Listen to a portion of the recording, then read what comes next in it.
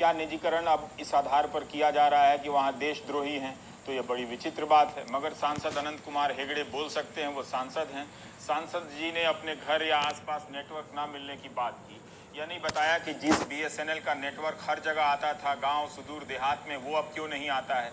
लेकिन हेगड़े साहब कहते हैं कि बीएसएनएल इस देश के लिए कलंक है।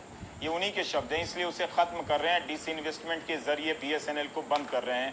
आने वाले समय में कोई प्राइवेट प्लेयर ये जगह लेगा। बीएसएनएल में सुधार की कोई गुंजाइश नहीं है। ये देशद्रोहियों से भरी एक संस्था है और यहाँ काम करने वाले अधिकारी जो हैं बीएसएनएल में, वो देशद्रोही हैं। सरकार ने पैसा दिया है मगर ये काम नहीं कर रहे हैं। ಕೆಲವು ಮಂದಿ ನಮ್ಮ ಪ್ರಶ್ನೆ ಮಾಡ್ತಾರೆ, ಬಿಎಸ್ಎನ್ಎಲ್ ನೆಟ್ವರ್ಕ್ ಹೌದು ನಮಗೆ ಗೊತ್ತಿದೆ, ನಿಮಗೂ ಗೊತ್ತಿದೆ. ಉತ್ತರ ಕನ್ನಡ ಜಿಲ್ಲೆನೇ ಎಷ್ಟು ಬೆಟರ್ ಗೊತ್ತಿರಲಿ, ಬೆಂಗಳೂರಲ್ಲಿ ಹೋದ್ರೆ ಇದು ಸಿಗುವುದಿಲ್ಲ ಬಿಎಸ್ಎನ್ಎಲ್. ಡೆಲ್ಲಿಯಲ್ಲಿ ಹೋದ್ರೆ ನಮ್ಮ ಮನೆಯಲ್ಲಿ ಇವತ್ತು ಕೂಡ ಬಿಎಸ್ಎನ್ಎಲ್ ಬರುವುದಿಲ್ಲ. ಇಡೀ ಬಿಎಸ್ಎನ್ಎಲ್ ಇವತ್ತು ಇಡೀ ದೇಶಕ್ಕೊಂದು ತಳವಿಕ ಆಗಿದೆ, ಅದನ್ನು ಮುಗಿಸ್ತಾ ಇದ್ದೀವಿ. ಬಿಎಸ್ಎನ್ಎಲ್ ಅನ್ನ ಇವತ್ತು ಡಿಸ್ಇನ್ವೆಸ್ಟ್ಮೆಂಟ್ ಪಾಲಿಸಿಯಲ್ಲಿ ತಂದು ಅದನ್ನು ಮುಗಿಸ್ತಾ ಇದ್ದೀವಿ. ಬಹುತೇಕ ಖಾಸಗಿಯವರು ಆ ಜಾಗವನ್ನು ತುಂಬಿಕೊಳ್ತಾರೆ ಮುಂದಿನ ದಿವಸದಲ್ಲಿ. ಇದನ್ನು ಸರಿ ಮಾಡಲಿಕ್ಕೆ ಇಡೀ ದೇಶದಲ್ಲಿ ಆಗಲಿಲ್ಲ. ಅಷ್ಟೊಂದು ಜಿಡ್ಡು ಹಿಡಿದು ಹೋಗಿರ್ತಕ್ಕಂಥ ವ್ಯವಸ್ಥೆ ಬಿಎಸ್ಎನ್ಎಲ್ ವ್ಯವಸ್ಥೆ. ನಮ್ಮ ಸರ್ಕಾರಕ್ಕೂ ಆಗಲಿಲ್ಲ ಅಂತಂದ್ರೆ ಯೋಚನೆ ಮಾಡ್ರಿ ಅವ್ರು ಎಷ್ಟು ಜಿಡ್ಡು ಹಿಡಿದಿರ್ಬೋದು ಅಂತ. ದೇಶದ್ರೋಹಿಗಳೇ ತುಂಬಿಕೊಂಡಿರ್ತಕ್ಕಂಥ ವ್ಯವಸ್ಥೆ ಅದಾಗಿದೆ. ನನ್ನ ಶಬ್ದದಲ್ಲಿ ನಿಖರತೆ ಇದೆ. ಇದೇ ಶಬ್ದದಲ್ಲೇನೆ ಮೊನ್ನೆ ಕಾರವಾರದಲ್ಲಿ ಮೀಟಿಂಗ್ ನಡೆದಾಗ ಬೈದಿದ್ದೆ ನಾನು. ನೀವು ಕೇವಲ ಅಧಿಕಾರಿಗಳಲ್ಲ, ದೇಶದ್ರೋಹಿಗಳು ಅಂತ. ಸರ್ಕಾರ ಹಣ ಕೊಟ್ಟಿದೆ, ಜನರಿಗೆ ಅವಶ್ಯಕತೆ ಇದೆ, ಇನ್ಫ್ರಾಸ್ಟ್ರಕ್ಚರ್ ಇದೆ, ಎಲ್ಲದೂ ಇದೆ, ಕೆಲಸ ಮಾಡುದಿಲ್ಲ. ಯಾವುದಕ್ಕೂ ಕೊರತೆ ಇದೆ ಅಂತಲ್ಲ. ಪ್ರಧಾನಮಂತ್ರಿಯವರು ಒಂದ್ ಕಡೆ ಡಿಜಿಟಲ್ ಇಂಡಿಯಾ ಅದು ಇದು ಅಂತ ನಾವು ಹೇಳ್ತಾ ಇದೀವಿ.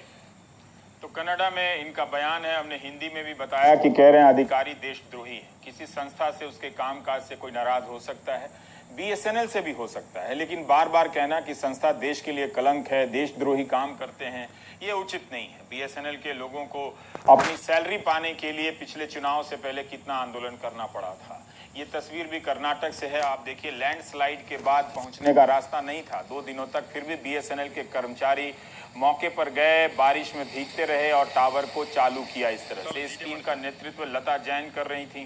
सांसद महोदय के देशद्रोही कह देने से आहत हुई और ट्वीट किया कि लगातार काम करके नेटवर्क बहाल किया है, हम हालात से लड़ रहे हैं और ये इनाम कि हमें देशद्रोही कहा जा रहा है।